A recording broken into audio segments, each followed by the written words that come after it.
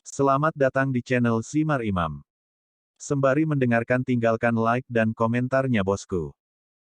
Bab 10, mencoba melarikan diri. Sumin membeku ketika dia mendengar kata-kata pengawas Wang. Matanya melebar dan jantungnya mulai berdetak cepat. Karena pintunya sudah diblokir, dia dengan cepat melihat sekeliling untuk mencari jalan keluar lainnya. Tidak ada dan pengawas hanya berdiri di depan pintu dengan senyum licik di wajahnya. Sekarang, kata Wang Li ketika dia menyadari kepanikan tiba-tiba anak itu, saya tidak begitu membutuhkan uang sehingga saya akan menyerahkan seorang anak laki-laki tanpa mendengar cerita dari sisinya. Tetapi jika Anda berbohong kepada saya, maka saya akan memastikan bahwa Anda tidak akan pernah berbicara sepatah kata pun lagi. Petik 2. Saat pengawas mengancam Sumin, bocah lelaki itu sudah tahu bahwa dia tidak punya pilihan lain selain mengatakan yang sebenarnya. Melarikan diri tidak mungkin sekarang, karena satu-satunya jalan keluar sepenuhnya tertutup oleh sosok besar pengawas. Matanya terkunci pada bocah lelaki yang saat ini merasa seperti kelinci yang terperangkap oleh serigala lapar. Melihat ketakutan di mata anak muda itu, Wang Li tidak bisa tidak bertanya-tanya sekali lagi apa sebenarnya yang bisa dilakukan anak muda ini untuk membuatnya layak mendapatkan hadiah yang begitu besar. Mata muda terkunci pada yang lebih tua. Keduanya benar-benar diam. Suasana di dalam ruangan begitu tegang sehingga orang bisa memotongnya dengan pisau. Karena satu-satunya jalan keluar dijaga, mencoba melarikan diri akan sia-sia dan kemungkinan hanya akan menyebabkan pria yang lebih tua menjadi marah. Dia juga sudah mengatakan bahwa jika Sumin berbohong, maka anak laki-laki itu akan menyegel nasibnya untuk dikirim ke keluarga Zong. Memikirkan semua kemungkinan pilihannya, anak laki-laki itu menghela nafas dalam-dalam, matanya bersinar dengan ketekunan. Dia hidup untuk membalas dendam pada keluarga Zong. Dia tidak mampu untuk mati sekarang. Mengangguk kepalanya, Sumin duduk kembali di tanah. Mata hitamnya tampak sedalam jurang tak berujung dan tidak ada emosi yang terlihat selain keputusasaan yang luar biasa. Melihat keputusasaannya, Wang Li sekali lagi mempertanyakan masa lalu pemuda ini. Sejujurnya, dia tidak berniat menyerahkan anak laki-laki itu demi beberapa koin kecil. Hanya karena keingintahuannya, bagaimana seorang anak muda yang terampil bisa muncul entah dari mana, yang mendorongnya untuk menekan anak muda itu untuk mendapatkan informasi tentang latar belakangnya. Sumin menggertakkan giginya saat keputusasaan di mata hitamnya berubah menjadi kemarahan, dan kemudian membenci. Tinjunya digenggam erat, dan meskipun dia tidak mengatakan apa-apa, Wang Li dengan mudah mengerti bahwa sesuatu yang buruk telah terjadi sehingga membuat bocah ini seperti ini. Ketertarikannya semakin kuat, dan senyum licik di wajahnya tumbuh agak lebih besar. Adikku dan aku dijual ketika kami masih anak-anak, Sumin mulai menjelaskan, dan menghabiskan sisa malam itu untuk membicarakan semua yang telah terjadi padanya. Dia tidak mengungkapkan latar belakangnya demi mempercayai Wang Li atau dari ancaman yang dibuat olehnya. Alasan dia menjelaskan semuanya sampai ke detail terkecil adalah untuk mendapatkan belas kasihan dari pengawas yang jauh lebih tua. Jika pengawas mengasihaninya, akan ada peluang lebih besar baginya untuk hidup. Alasan lain mengapa dia membuka diri pada Wang Li adalah harapan Wang Li akan terganggu, menciptakan kesempatan baginya untuk segera melarikan diri dari rumah kecil tanpa mempertaruhkan lehernya dalam prosesnya. Hal terpenting bagi Sumin bukanlah bagaimana orang lain memandangnya, juga bukan kehormatan dan kebanggaan. Dalam perspektifnya, kelangsungan hidup adalah hal yang paling penting. Selama dia masih hidup, dia akan bisa membalas dendam. Meski begitu, meskipun anak muda ini tidak merasa terhormat dan bangga seperti kebanyakan orang, dia masih memiliki kode etiknya sendiri. Selama dia diperlakukan dengan baik, dia akan membalas orang itu dengan baik. Jika dia ditunjukkan rasa hormat, dia pada gilirannya akan memberikan rasa hormat. Di tengah ceritanya, wajah Sumin berubah sangat jelek.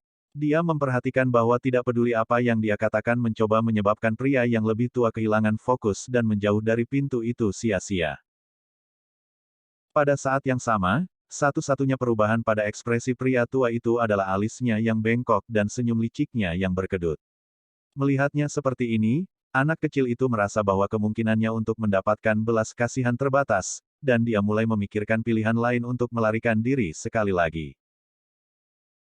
Mata Sumin menjadi semakin gelap saat dia mencoba membuat berbagai rencana pelarian, hanya untuk membuang semuanya pada akhirnya, karena dia menyadari bahwa tidak satu pun dari mereka akan berhasil.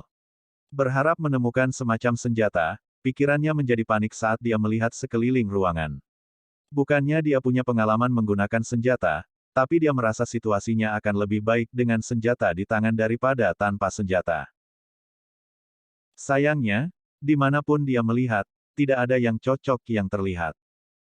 Tidak lama kemudian dia akhirnya mengakhiri ceritanya dengan bagaimana dia memasuki kota untuk mencari seorang master, hanya untuk mengetahui bahwa untuk belajar seni bela diri di dalam kota, dia harus menjadi bagian dari sekte atau keluarga besar.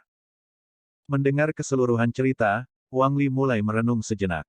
Begitu matanya meninggalkan tubuh Sumin, anak laki-laki itu menendang tanah, dan menggunakan kekuatan ledakan dari tendangan itu untuk melesat ke arah pintu secepat yang dia bisa.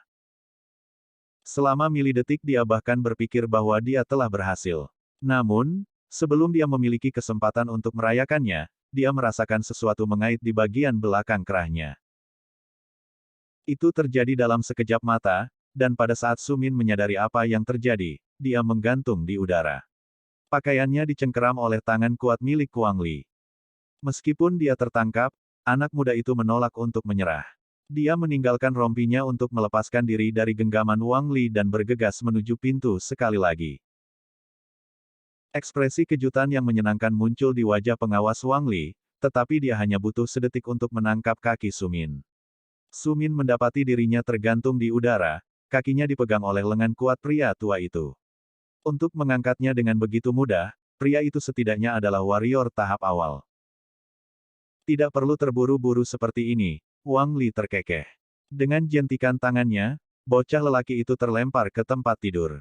Bertabrakan dengan dinding, bocah lelaki itu hanya bisa meringis kesakitan sebelum dia jatuh ke tempat tidur.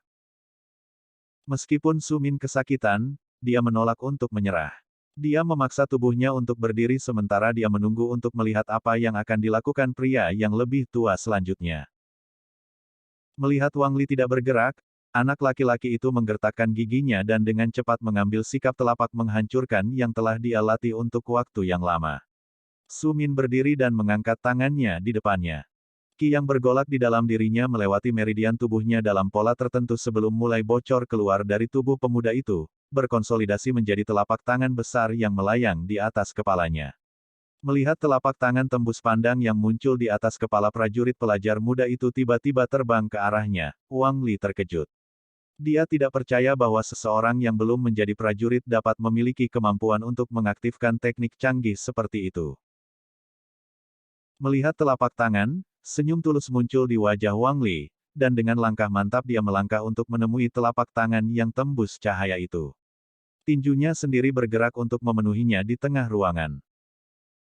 Melihat bahwa Wang Li bermaksud untuk menerima pukulan itu tanpa menggunakan ki apapun untuk melindungi dirinya sendiri, Su Min terkejut.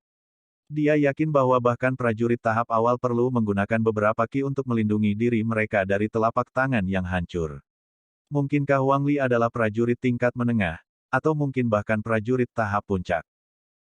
Pikiran-pikiran ini membuat Su Min khawatir, namun, dia sudah memulai serangan dan semuanya bergantung pada kesuksesannya. Dia yakin jika dia gagal, hanya perlu beberapa saat bagi Wang Li untuk membunuhnya. Anak itu akan melakukan apa saja untuk menghindari hasil ini.